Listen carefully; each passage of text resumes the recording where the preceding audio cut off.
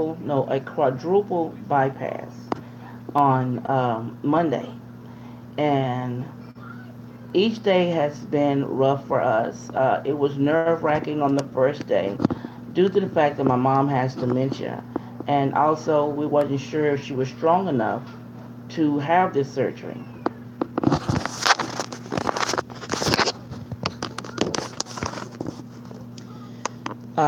We really wasn't sure if she was strong enough.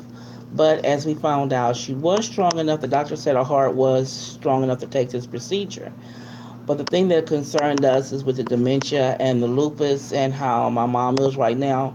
We're really concerned that the surgery may have speeded up the process of her dementia. The first day out of surgery, she was in surgery for almost 5 hours having this procedure done. We got her there at 5:30 in the morning, and the procedure started at 7:45 that morning. She was in surgery until about noon, and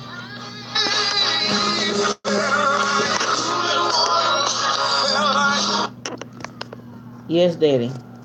It must be in the car or something. I ain't got any. I was a cord. I might have put in that little red folder. Okay, I'll look for it. I get in the car because I know she a guy give me one. One girl give me one, but I don't know what it did with it.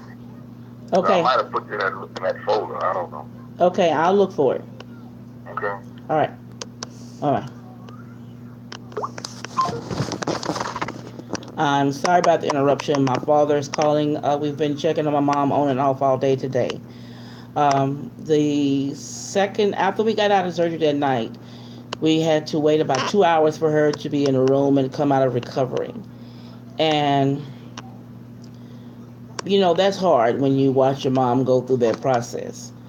And on I'm going to say day one, day two, the day after surgery, we went to see my mom, and she was, of course, medicated, but she woke up enough to talk to us for a while, and we got a report that she ate a little breakfast and she was doing okay, and that they was monitoring everything.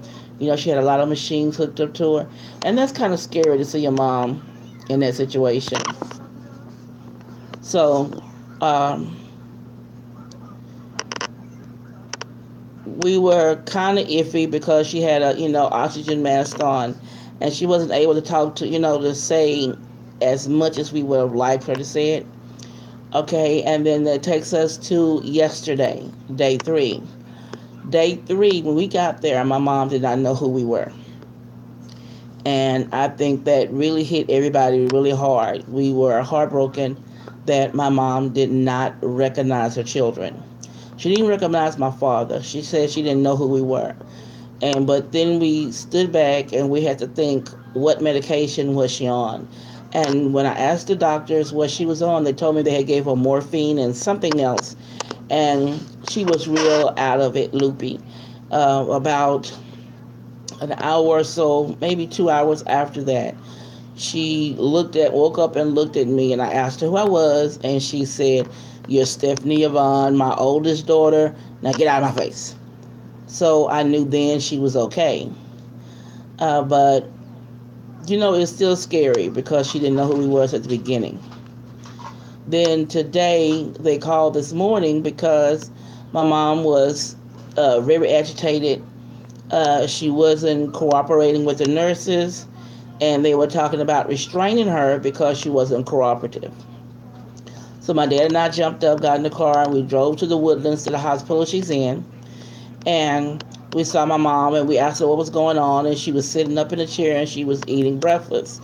Well, they told us what happened was they called my sister. My sister panicked about it, but they called my mom wanted to get up. She wanted to jump out the bed and go walking, and at this time she's not ready for that. She is too weak to walk, but in her mind eye she can get up and walk and do whatever she wants to do. This is a hard situation for us. Um, I think talking like this helps a lot. Um, but we were told from friends and family who've had this procedure before that don't be, heartbroken if she doesn't recognize you. And when she didn't recognize us, it was kind of heartbreaking for your mom not to know who you are. But when we found out what medication she was on, then, it eased it up some, but still, we are wondering about the dementia and the state of my mom at this moment. Um, Now we found out my aunt texted me and said they were moving mom up to a regular room and getting her out of ICU. And they were getting up walking. So if that's the case, that is great news. They're taking all the IVs out. And I'm glad of that.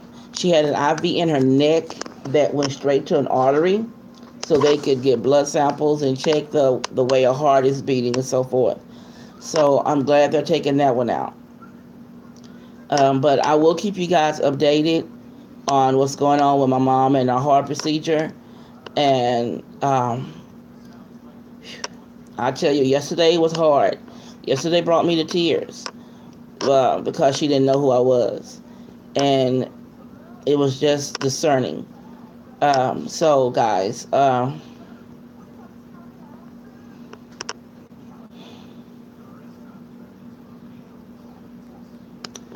am trying not to cry here.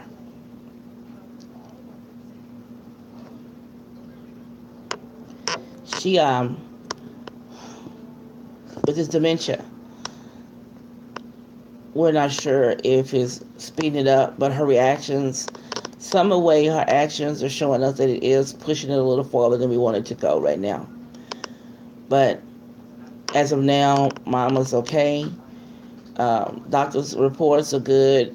Everything is working out. The heart surgery went well.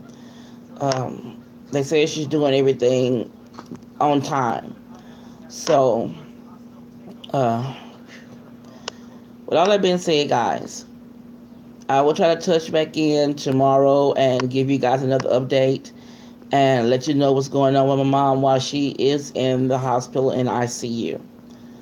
So this is Stephanie with Creatively Miss Me saying if you're not a member of the family, please click the button down below that says subscribe and become a member of the family. And also there's a notification bell up in the upper right corner that you can click and it'll notify you every time I upload a video. You guys, as always, you be blessed.